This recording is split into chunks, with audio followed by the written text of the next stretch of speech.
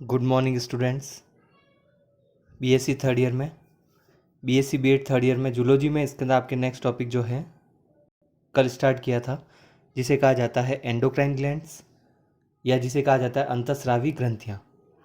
Endocrine gland या अंतःस्रावी ग्रंथियाँ जो आपको बताई गई थी, जो हार्मोन सिक्रेट करती है और हार्मोन को ब्लड के द्वारा एक स्थान से दूसरे स्थान पर ले जाया जाता है। इसके विपरीत बहिस्रावी ग्रंथियाँ जो होती हैं, बहिस्रावी ग्रंथियाँ एंजाइम सिक्रेट करती हैं। वह डक्ट या वाहिका के द्वारा एंजाइम को एक स्थान से दूसरे स्थान पर लेकर जाती हैं। लेकिन एंडोक्राइन ग्लैंड या अंतःस्रावी ग्रंथियों में वाहिका अनुपस्थित होने के कारण उसे डक्टलेस या वाहिका विहीन ग्रंथियां भी कहा जाता है, जो आपको पिछली क्लास में बता चुके हैं। नेक्स्ट इसके अंदर बात करते हैं अंतःस्रावी ग्रंथियां जो हैं, जिनको इसके अंदर डक्टलेस ग्लैंड या वाहिका रहित ग्रंथियां भी कहते हैं।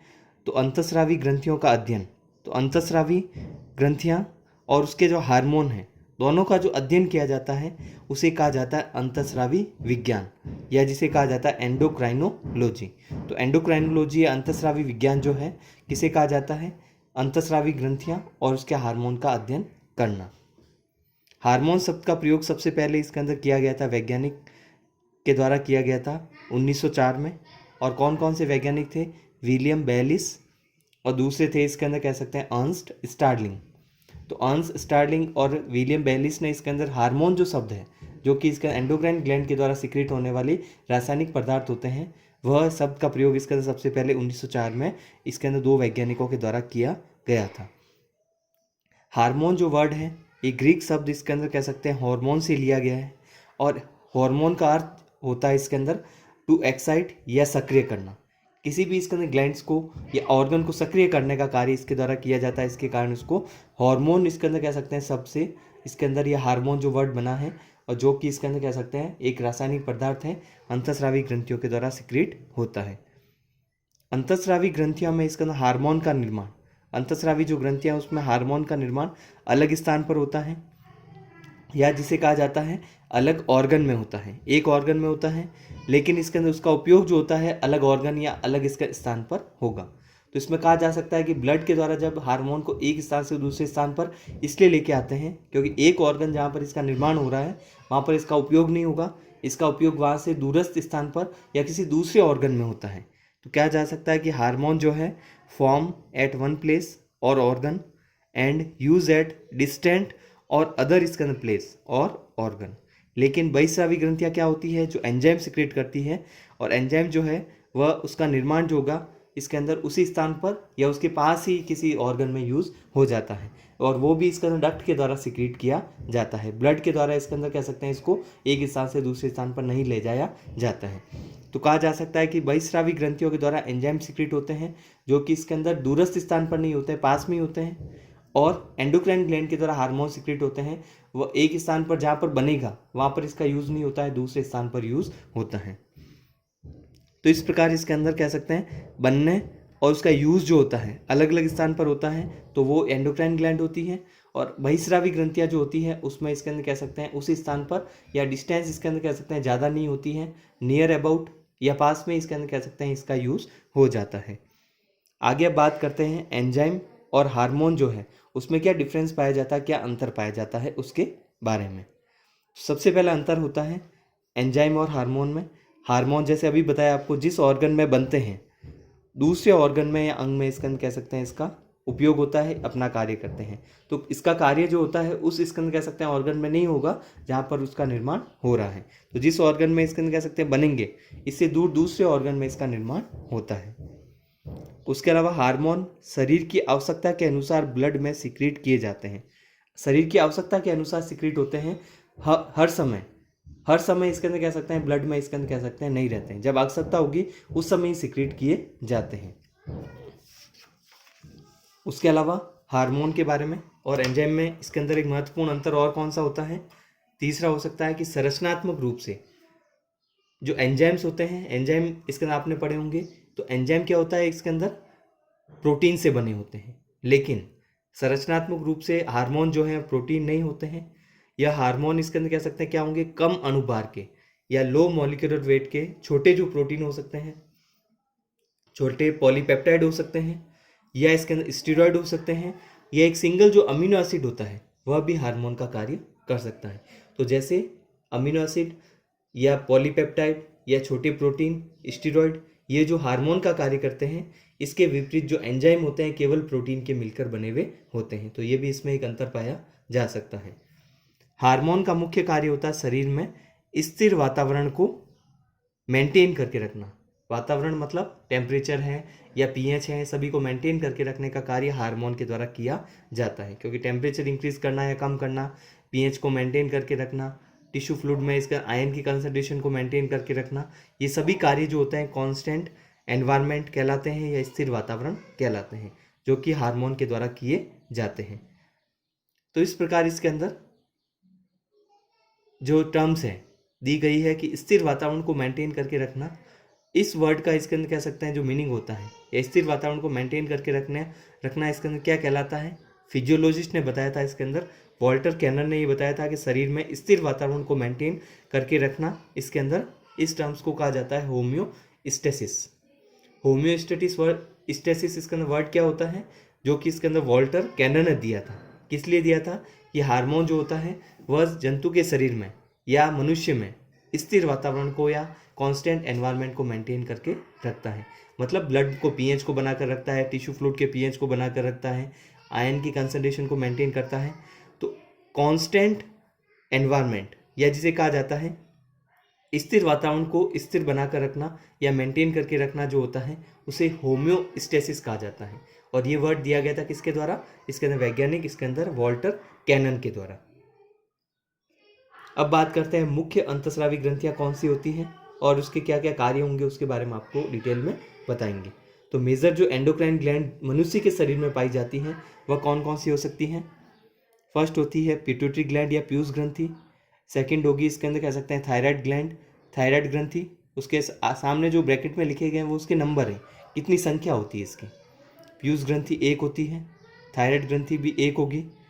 पैराथायराइड ग्लैंड या पैराथायराइड ग्रंथि, इसकी संख्या 4 होती है। सबकी अलग अलग पोजीशन होती है, अलग अलग कार्य होते हैं, अलग अलग हार्मोन सिक्रेट किए जाएंगे। एड्रिनल ग्रंथि, इसकी संख्या इसके अंदर कितनी होती है? 2 होती है। आइसलेट ऑफ लैंगरेंस जो कि अग्नाशय में या पैनक्रियाज में पाई जाती है, ये भी एक प्रकार की अंतस्रावी ग्रंथियां होगी। मेल में जो टेस्टिस पाए जाते हैं, वर्सन पाए जाते हैं, उसकी संख्या 2 होती है। ये भी एंडोक्राइन ग्लैंड की तरह कार्य करते हैं जो कि हार्मोन सिक्रेट करेंगे। फीमेल में जो ओवरीज हैं, मादा में जो अंडाशय होते हैं जिसकी संख्या 2 होती है, ये भी एंडोक्राइन ग्लैंड की तरह कार्य करते हैं। इसके अलावा फीमेल में जो प्लेसेंटा बनता है या जिसको कहा जाता है आंवल कहा जाता है, आंवल के द्वारा भी हार्मोन सिक्रेट होते हैं। इसके कारण इसको एक टेम्पररी या अस्थायी इसके अंदर कह सकते हैं एंडोक्राइन ग्लैंड भी कहा जा सकता है। उसके अलावा थाइमस जिसकी संख्या भी 1 होती है, और पीनियल ग्रंथि जिसकी संख्या भी 1 होगी, और पीनियल ग्लैंड ये भी इसके अंदर कह सकते हैं एक अंतस्रावी ग्रंथि की तरह कार्य करती है। तो पिट्यूटरी सबसे पहले इसके अंदर बात करते हैं। आपको बताया इसके अंदर सबसे पहले कौन सी ग्रंथि है? पीयूष ग्रंथि या पिट्यूटरी ग्लैंड। तो इसके बारे में इसके अंदर सारी जो जानकारी है इसके बारे में डिटेल में पढ़ेंगे। पिट्यूटरी ग्लैंड या जिसको कहा जाता है दूसरा नाम हाइपोफाइसिस। तो पिट्यूटरी ग्लैंड या जिसको पीयूष ग्रंथि कहा जाता है या जिसे कहा जाता है हाइपोफाइसिस। मनुष्य में पीयूष ग्रंथि इसके अंदर जो है रेडिश ग्रे कलर की, लाल ग्रे रंग की होती है। सबसे पहले तो कलर इसका कैसा होगा? लाल ग्रे या दूसरे रंग की होती है, और ब्रेन में स्थित होती है, मस्तिष्क में स्थित होती है। पीयूष ग्रंथि की पोजीशन क्या होगी? ब्रेन में स्थित होती है, जो आपसे जो सुना भी होगा आपने कि मटर के दाने के समान होती है। तो पीयूष ग्रंथि जो है सबसे पहले रेडिश ग्रे कलर की, दूसर लाल दूसरे रंग की, ब्रेन में स्थित होती है। और ब्रेन में भी कहाँ पर? इसके अंदर ऑप्टिक काइज्मा के पीछे स्थित होती है। ऑप्टिक काइज्मा जो भाग होता है ब्रेन में उसके पीछे की ओर स्थित होती है इसके अंदर पीयूष ग्रंथि। मनुष्य में इसके अंदर कह सकते हैं इसका वेट या बार कितना होता है? यह लगभग 0.5 ग्राम की ही होती है। 0.5 ग्राम, 1 ग्राम से भी कम, आधा ग्राम इसके अंदर कह सकते हैं, या हाफ इसके अंदर कह सकते हैं, इसको ग्राम भी कहा जाता है। इतने इसके अंदर कह सकते हैं वेट की होती है। नेक्स्ट इसके अंदर आपको जैसे पीयूष ग्रंथि के बारे में इंट्रोडक्शन बता चुके हैं, अब बात करते हैं इसके स्ट्रक्चर की। पीयूष ग्रंथि की संरचना कैसी होती है या स्ट्रक्चर कैसा होता है? पीयूष ग्रंथि का इसके अंदर कह सकते हैं दोहरा उद्भव होता है। इस वर्ड का मीनिंग क्या होता है, या जिसको इंग्लिश में कह सकते हैं पीयूष ग्रंथि का इसके अंदर ओरिजिन जो होता है ड्यूल होता है, दोहरा ओरिजिन होता है, या जिसको कहा जाता है ड्यूल ओरिजिन होता है, या दोहरा इसका उद्भव होता है। क्योंकि इसके अंदर कह सकते हैं मुख्य रूप से दो भाग पाए जाते हैं, और दो भाग होते हैं, और दोनों भाग इसके अंदर उसका निर्माण अलग अलग स्थान से होता है। इसके कारण इसको कहा जाता है कि यह इसके अंदर कह सकते हैं इसका ओरिजिन दोहरा होता है, ड्यूल होता है। तो ड्यूल ओरिजिन इसलिए कहा जाता है क्योंकि इसके अंदर पाए जाने वाले जो दो भाग होते हैं दोनों का इसके अंदर कह सकते हैं ओरिजिन या उत्पत्ति अलग अलग स्थान से होगी। और दोनों भाग कौन कौन से होते हैं, दोनों भाग इसके अंदर कह सकते हैं वो किससे बनते हैं, एक्टोडर्म से व्युत्पन्न होते हैं। ओरिजिन किससे होता है इसका, इसके अंदर दोनों भाग का पीयूष ग्रंथि के एक्टोडर्म से होता है, और एक्टोडर्म से व्युत्पन्न होते हैं। और दोनों भाग जो होते हैं इसके अंदर उनका नाम क्या है, दोनों भाग इसके अंदर जैसे फर्स्ट होता है उसको कहा जाता है एडिनो हाइपोफाइसिस, एडिनो हाइपोफाइसिस कहा जाता है। और दूसरा जो भाग होता है उसको न्यूरो हाइपोफाइसिस कहा जाता है। तो फर्स्ट इसके अंदर पार्ट हो गया एडिनो हाइपोफाइसिस, और दूसरा हो गया इसके अंदर कह सकते हैं न्यूरो हाइपोफाइसिस। इस प्रकार ये दोनों जो भाग होते हैं ये इसके अंदर कह सकते हैं एक्टोडर्म से व्युत्पन्न होंगे। इस कारण इसके अंदर कह सकते हैं इसका ओरिजिन इसके अंदर ड्यूल होता है, या उद्भव इसका दोहरा होता है।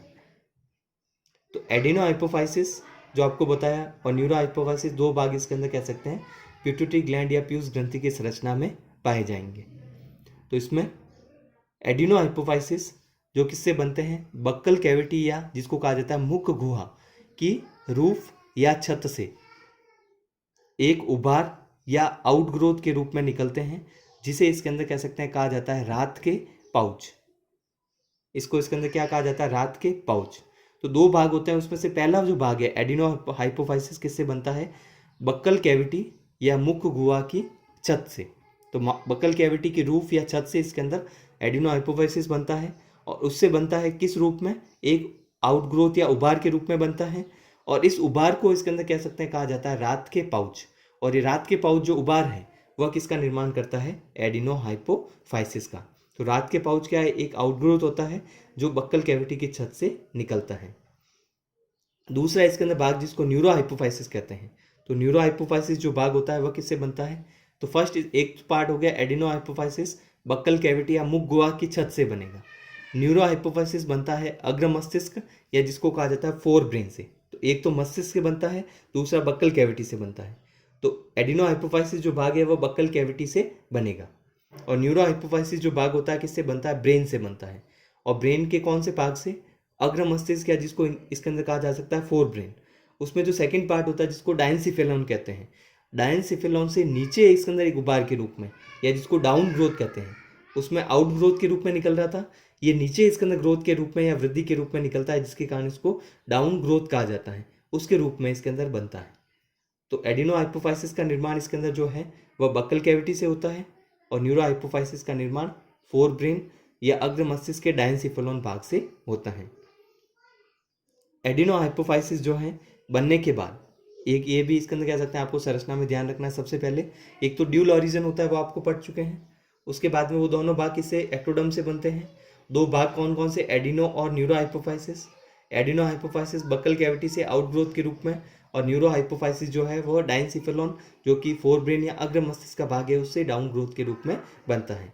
और एक बात इसके अंदर ध्यान रखनी है, इसमें एडिनो हाइपोफाइसिस बनने के बाद बक्कल कैविटी जो होती है जहाँ से बनता है उससे इसका कनेक्शन टूट जाता है, वहाँ से यह अलग हो जाता है, सेपरेट हो जाता है। तो एडिनो हाइपोफाइसिस जो बक्कल कैविटी से बना है, जिस भाग से बना है वहाँ पर इसके अंदर जब बनता है जब तक जुड़ा रहता है, उसके बाद में इसका कनेक्शन हट जाता है बक्कल कैविटी से। लेकिन न्यूरो हाइपोफाइसिस जो होता है वह किससे बना, अभी बताया आपको, फोर ब्रेन से, या जिसको कहा जाता है इसके अंदर मस्तिष्क से जुड़ा रहता है। और मस्तिष्क से इसके अंदर कह सकते हैं जोड़ने वाली जो संरचना होती है उसको इनफंडिबुलम कहा जाता है, या इनफंडिबुलम, या दूसरा नाम है उसका पिट्यूटरी स्टॉक या पिट्यूटरी पीयूष व्रंथ, पीयूष ग्रंथि व्रंथ या पीयूष व्रंथ जिसको कहा जाता है, इनफंडिबुलम जिसको कहा जाता है। इनफंडिबुलम और पीयूष व्रंथ जो है वह एक ही नाम है। ये क्या होता है, जो कि मस्तिष्क को न्यूरो हाइपोफाइसिस से जोड़ने का कार्य करता है। तो मस्तिष्क जो है, न्यूरो हाइपोफाइसिस भाग जो अग्र मस्तिष्क से बन रहा है वह इसके अंदर कह सकते हैं हमेशा उससे जुड़ा रहता है। इस कारण इसको ब्रेन से बन रहा है और उससे हमेशा जुड़ा रहता है, इसके कारण इसको न्यूरो कहा जाता है। पिछले इसके अंदर क्लासेस में पढ़ चुके हैं कि न्यूरॉन जो होते हैं तंत्रिका तंत्र में, तो यहाँ पर जो न्यूरो हाइपोफाइसिस इसलिए नाम दिया जाता है क्योंकि मस्तिष्क से बन रहा है और मस्तिष्क से इसके अंदर कह सकते हैं बनने के बाद भी उसका कनेक्शन टूटता नहीं है। बक्कल कैविटी से एडिनो हाइपोफाइसिस का कनेक्शन तो बनने के बाद में टूट जाता है, लेकिन इसका कनेक्शन नहीं टूटता, उससे जुड़ा हुआ रहता है। तो इसको इसके अंदर जिस भाग से जुड़ा रहता है उसको इनफंडिबुलम या पीयूष ग्रंथ कहा जाता है। ये इसके अंदर एक पीयूष ग्रंथि की संरचना है जो आप इसके अंदर डायग्राम में देख रहे हैं। पीयूष इसके अंदर ग्रंथि जो है इसके अंदर उसकी संरचना होती है। इसमें एक तो भाग होता है जिसको एडिनो हाइपोफाइसिस कहते हैं, दूसरा जो भाग होता है उसको इसके अंदर न्यूरो हाइपोफाइसिस कहा जाता है। तो एडिनो हाइपोफाइसिस और न्यूरो हाइपोफाइसिस दो भाग होते हैं। एडिनो हाइपोफाइसिस जो होता है इसके अंदर उसमें तीन भाग होते हैं, para intermedia, para distalis, para tuberalis. और इसके अंदर न्यूरो हाइपोफाइसिस जो है उसमें दो भाग होते हैं, एक तो इनफंडिबुलम या जिसको कहा जाता है न्यूरल स्टॉक, और दूसरा होता है इनफंडिबुलर प्रोसेस या इसको कह सकते हैं न्यूरल लोब, या तीसरा नाम हो सकता है पार्स इसके अंदर नर्वोसा, पार्स नर्वोसा भी कहा जाता है। तो इनफंडिबुलर प्रोसेस या पार्स नर्वोसा और इनफंडिबुलम दो भाग इसके अंदर मिलकर न्यूरल या न्यूरो हाइपोफाइसिस बनाते हैं, और ये तीन भाग मिलकर एडिनो हाइपोफाइसिस का निर्माण करते हैं, जो आपको इसके अंदर कल और डिटेल में बताएंगे।